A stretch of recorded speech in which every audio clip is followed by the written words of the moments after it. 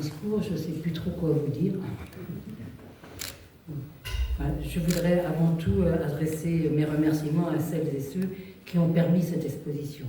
Un grand merci à José María Martínez, directeur de l'Institut Cervantes, à son équipe, Eduardo, Maya, et aussi les personnes croisées dans l'Institut pour leur accueil et leur disponibilité. Merci à Fernando Martinez, le secrétaire d'État à la mémoire démocratique, pour son aide inconditionnelle, à Victorio Redondo, l'ambassadeur d'Espagne à Paris, à Ignacio Diaz, l'attaché culturel de l'ambassade, ainsi qu'à leurs équipes pour leur aide et leur appui. Merci à la délégation du gouvernement catalan et à vous toutes et tous pour votre présence et votre soutien permanent. Tout d'abord, je dois excuser Jean-Philippe Gossot, le fils de Philippe Gossot, qui aurait tant souhaité être parmi nous. Mais des soucis de santé l'ont empêché de faire ce voyage. Aussi, il m'a chargé de vous assurer de son enthousiasme à voir circuler le travail humanitaire et artistique de son père. Il nous souhaite à tous une belle soirée. Cette collection de négatifs a été découverte par Jean-Philippe après le décès de son père. Ces photos sont inédites et d'une très grande qualité artistique.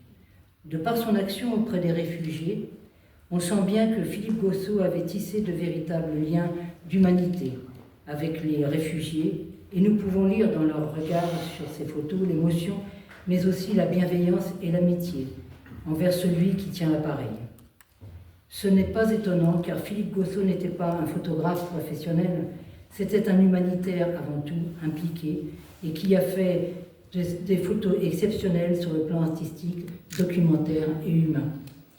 Elle représente un témoignage rare, elle possède la qualité des clichés des plus grands photographes de l'époque et transmet au public le désarroi, l'inquiétude de ce peuple, mais également, au-delà de sa détresse, sa fierté, sa dignité et surtout sa combativité.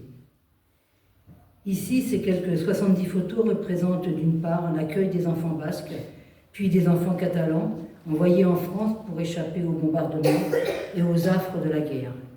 Loin du bruit des armes, la mort s'éloigne d'eux et ils peuvent retrouver le sourire sur les bancs de l'école ou dans les tâches et des jeux collectifs qui les soudent les uns aux autres.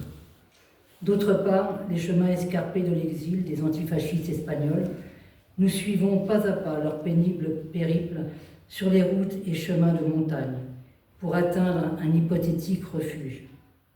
Ils passent de la montagne enneigée à la plage humide et glaciale de février. L'accueil sera bien décevant, puisque pour la plupart, il s'agira de dormir sur le sable du Roussillon, entourés de barbelés, gardés par les soldats armés, tirailleurs sénégalais, marocains ou gendarmes.